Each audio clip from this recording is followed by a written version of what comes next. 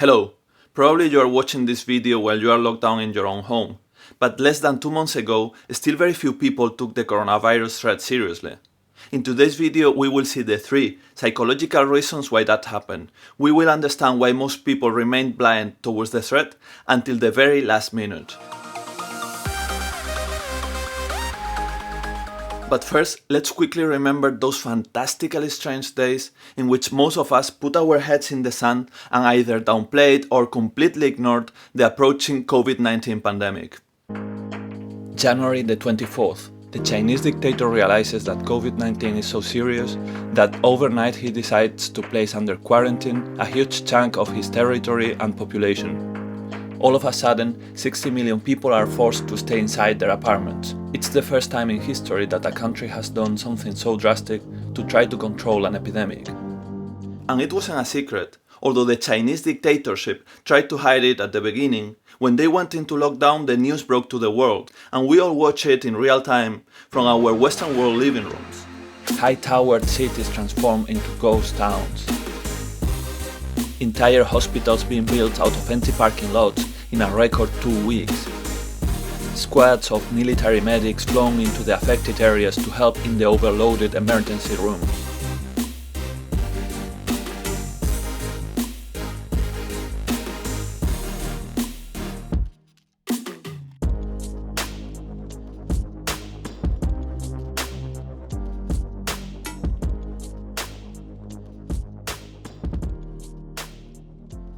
Until that day in which the mass lockdowns began in China, I had some doubts.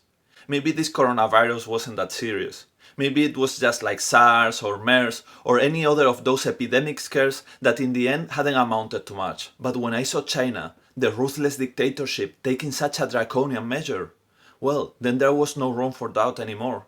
This virus was the real deal. You have to consider that China is very different to the open societies in which we live. China is a dictatorship in which their leaders don't need to go to elections and therefore don't need to please the public as much as politicians in our Western democracies need to.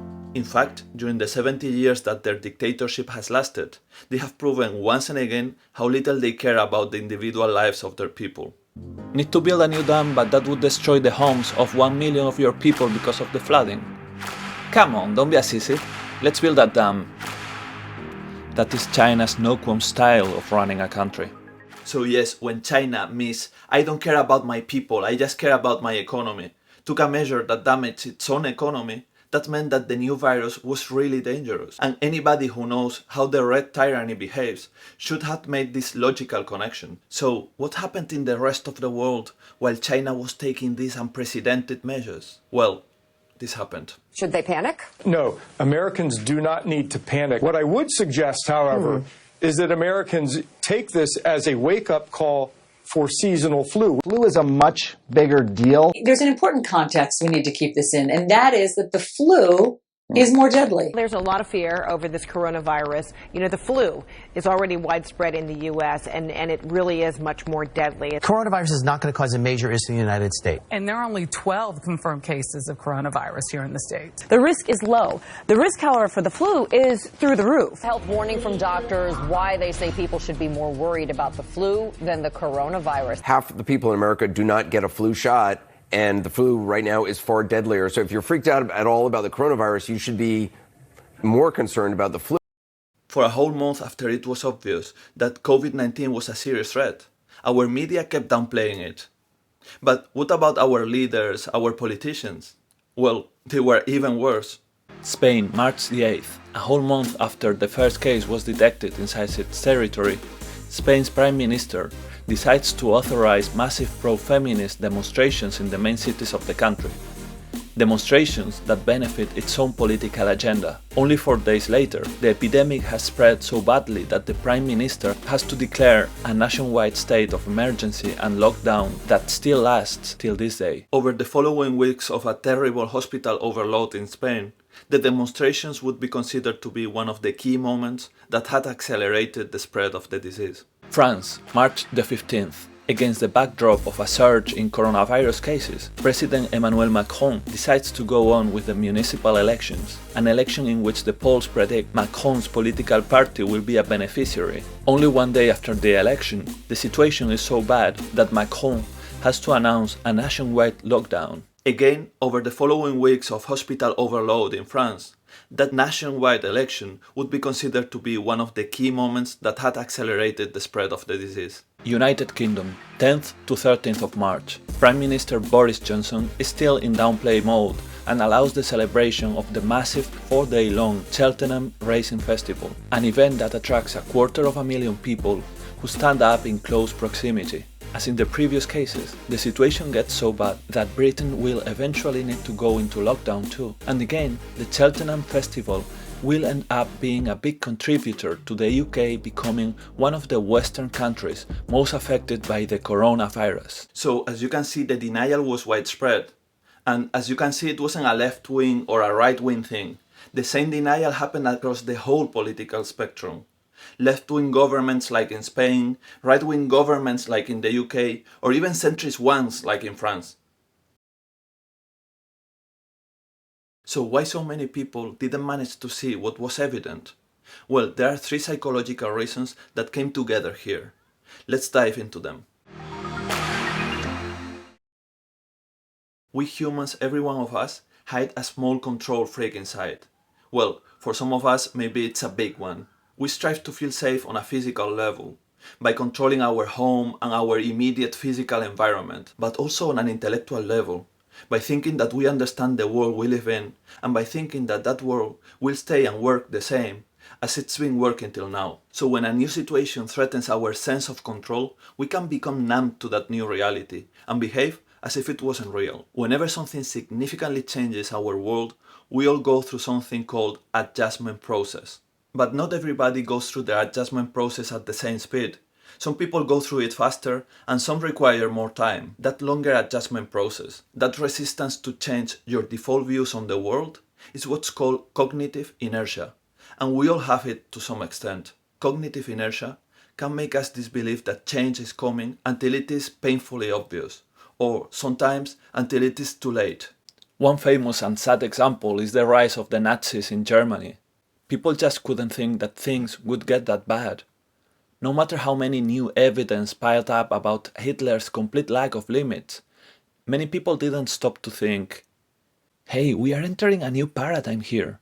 This is not just a small incremental change in madness, this is a quantum leap. Even some of the biggest victims of Hitler didn't see it coming. True, many Jews foresaw it and escaped in time. Some saw it coming but couldn't escape for financial or political reasons. But there was also a third group of Jewish people who stayed in Germany and other neighboring countries because they just didn't see the horror coming. They just couldn't get themselves to believe that their persecution would ever go that far, despite the increasing evidence that Hitler had no limits. The same thing happened to us this year in February and early March, when most of us decided to look away from the problem in what could be dubbed as a collective ostrich syndrome. And during a phase of cognitive inertia, the denial can take many forms. Some people simply avoid the information they don't want to hear. Other people take a more active role and try to downplay it. It's just like the flu, and some people can get even aggressive in their denial. For example, I remember this guy with whom I had been chatting on social media many times. We chatted to get to know each other, and although in the end I happened not to be as interested as he was, we went on chatting in a friendly way, and he was consistently flirty and fun, and we became kind of chat friends, and it was nice. Until one day in mid-February, I brought up my COVID-19 concerns during one of our conversations. Initially, he just said that it was nothing, that he had heard it was just like the flu. But then when I gave him biological evidence about contagion rates and about how most countries don't have enough hospital beds to deal with that kind of pandemic, his answers began to get more and more aggressive, until at some point he just said, "You're weird," and he blocked me. Of course, this is just one extreme reaction, and most people will downplay it in a much less angry way, even in a playful manner. For example, this is the all smiles way in which the UK Prime Minister downplayed it. Well, Victoria, I can tell you that I'm shaking hands continuously. I was at a hospital the other night where I think there were actually a few coronavirus patients, and I shook hands with everybody. You'll be pleased to know, and I continue to shake hands. And 1 month after this reckless speech, Boris Johnson himself was in an intensive care unit on the verge of dying from COVID-19.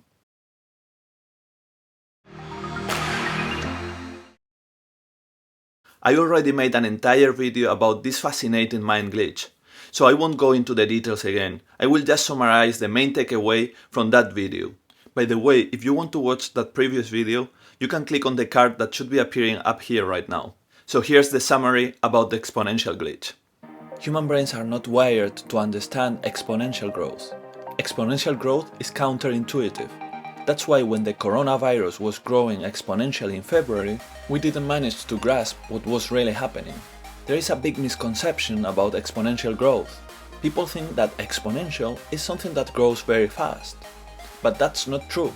Exponential growth is a counterintuitive type of growth that starts very slow and then, only after some time of slow growth, does it become fast. And it becomes fast, all of a sudden.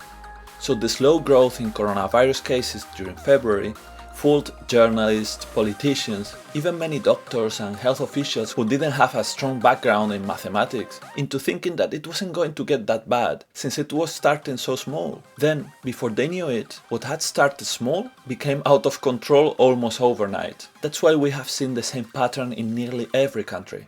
In the UK, in Spain, in France, and so on. One day they were so unconcerned about the virus that they even allowed mass gatherings, and only 2 or 3 days after, they were so worried about it that they put entire countries into lockdown. That's a hell of a change to happen in just a couple of days. The reason? They hadn't managed to understand how an exponential spreading operates. The third and last psychological glitch is not really a glitch. It can actually be a good thing sometimes. But first, in case somebody hasn't heard the story of the boy who cried wolf, the story is about a shepherd boy who pranked his fellow villagers, saying that a wolf was coming to eat his sheep. Several times the villagers ran to help the shepherd boy just to discover that it was only a prank, that there was no real wolf, that the boy's sheep weren't in danger. Then, one day, a real wolf came, and when the boy ran to ask for help, everybody laughed at him, thinking he was joking again. And of course, that evening, the wolf and his family were very happy at dinner. So the same story can apply to our current media society. The economic model of newspapers and news networks relies on getting constant attention. They need to find all the time sensational stories, impending dangers, to compete for the precious and limited attention of the public. That's why it's inevitable that they spin reality in a way that is, well, over the top. But people are not idiots. Very soon, we start to grow used to the trick and begin to mistrust all those impending dangers. And that's why this isn't a bad glitch in and of itself. It can be good too. It means that the 2020 public is more sophisticated than ever and doesn't immediately trust any new exaggeration that they hear on the news. In the past decades, we've had many small pandemics like SARS and MERS that were related dramatically in the news. Same with hurricanes, floodings, wars. Each event is always covered as the largest in 7 years, the worst in 25 years, the deadliest in X years. It's not that the media are telling straight lies. It doesn't work that way. In general, they just need to present the truth as if it was sensational. For example, imagine there is a fire in, say, the forests of Canada. It doesn't matter if the fire is the worst in 35 years or the worst in 15 years, the news anchor will have to announce it with the same urgency. And now let's go back to Canada, where the worst fire in 35 years is still devastating the country. And now let's go back to Canada, where the worst fire in 15 years is still devastating the country. Because it doesn't matter if there is a lot of real drama happening on any given day. The 8 p.m. news shows always last 30 minutes. So even when there is nothing really newsworthy, they still need to fill those 30 minutes or those newspaper covers with exciting and impending threats. That's why during periods of relative peace and economic prosperity, when media outlets don't have significant wars or financial meltdowns to report, they moved to environmental or societal scares. That's how we got so many of our news fads over the years, like the satanic cult's emergency in the 80s, the ozone layer apocalypse in the early 90s, or the Y2K ticking clock to doomsday in the late 90s. Because in news shows land, every day is doomsday. So that's what happened this time. The public had already heard about all kinds of flus and viruses over the past decade. H1N1, SARS, MERS, and every time they had been covered on the news with their same trademark dramatic style. But this time when people began to hear about the novel coronavirus in January, they were skeptical, like the villagers in the story. Only this time it was true, but they thought it was a false alarm again. Also, it didn't help that this time the media didn't need to use the COVID-19 crisis to fill their airtime. In January and February, they had so much in their plate with their trying to get Trump impeached and with their Greta's end of the world is nigh, that they just didn't need another end of the world is nigh. So for weeks, the media itself played it cool and covered the news with the now infamous mantra, "Don't worry folks, the flu is worse." Sadly, the one time they weren't being dramatic and over the top, they got it wrong. This time, there really was a wolf lurking in the pastures. I really hope that this channel is helping you to make more sense of the world and feel a bit less overwhelmed by its unpredictability by understanding its patterns better. If you want to watch more videos like this one and can put up with my broken English, please subscribe to my channel. Thank you for watching and see you next time.